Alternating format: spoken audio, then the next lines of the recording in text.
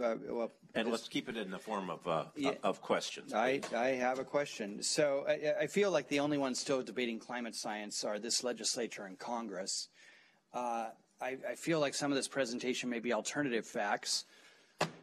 That is several dozen peer-reviewed papers by hundreds of scientists that are all directly contrary to your entire testimony. How do you explain that? Exactly which parts of my testimony do you feel it's contrary to?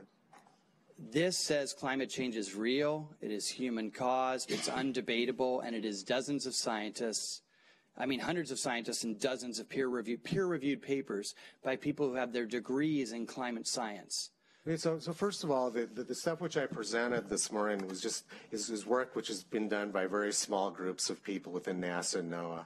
And as I mentioned up front, that the work which you're referring to depends on the accuracy of that data.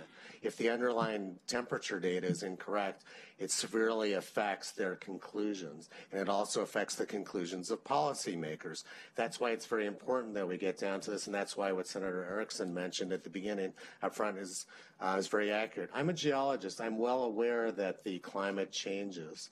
In 1975, the National Academy of Sciences report said the climates of the Earth have always been changing. How much and how fast, we do not know.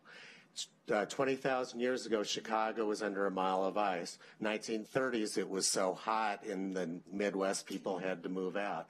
The climate does change. It changes all the time. There's no question that carbon dioxide impacts the radiative balance of the atmosphere. I have worked personally on software development of the National Center for Atmospheric Research's radiative transfer model. I'm very versed in this. I understand that more carbon dioxide increases temperature somewhat. What is being debated is how much. Is it serious? Is it a problem? I think it's a straw man argument to say you either believe in climate science or you don't. That's not what's going on here. I would agree with your 97% consensus. What I disagree with is the amount. I disagree with the way the temperature data has been handled.